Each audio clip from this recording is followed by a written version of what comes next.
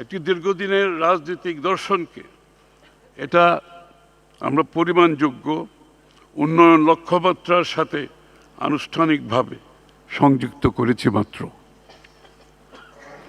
সরকারের এই উন্নয়ন দর্শন নূতন কিছু নয়। বেগম খালেদা জিয়ার সরকারের সময়ে বাস্তবায়িত নারী শিক্ষা, দশম শ্রেণী পর্যন্ত অবৈতনিক করা, ফুড ফর ওয়ার্ক সহ ফুড ফর এডুকেশন, বিভিন্ন কর্মসংস্থান নির্ভর খাদ্য নিরাপত্তা কর্মসূচি সেই সময়ে দারিদ্র ও দুর্যোগ প্রবণ জনগোষ্ঠীর জন্য একটি মানবিক ভিত্তি তৈরি করেছিল। আজকের সরকার সেই ভিত্তির উপর দাঁড়িয়ে সামাজিক নিরাপত্তা কর্মসূচিগুলোকে ফ্যামিলি কার্ডের সাথে সমন্বিত করে একটি আধুনিক ডিজিটাল জীবন চক্রভিত্তিক সামাজিক সুরক্ষা কাঠামো গড়ে তুলছে।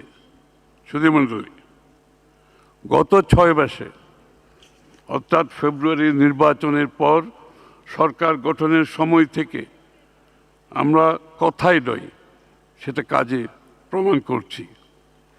সরকার গঠনের প্রথম 100 দিনের মধ্যেই হাম রুবেলা টিকাদান কর্মসূচির আওতায় প্রায় 100% শিশুকে টিকার আওতায় আনা হয়েছে।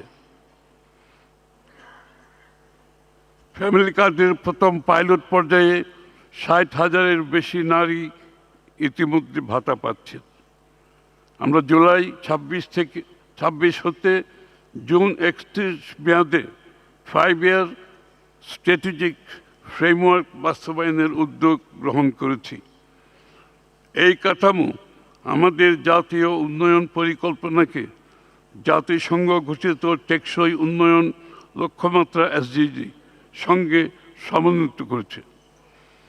দারিদ্র্য বিমোচন, সর্বজনীন সামাজিক সুরক্ষা, মানসম্মত শিক্ষা, স্বাস্থ্যগত সেবা, জেন্ডার সমতা, জলবায়ু সহনশীলতা এবং সুশাসন SDGর এই মূল অগ্রাধিকারগুলোকেই আমাদের সংস্কার ও উন্নয়নের 5 স্তম্ভের মধ্যে দিয়ে প্রতিফলিত হয়েছে।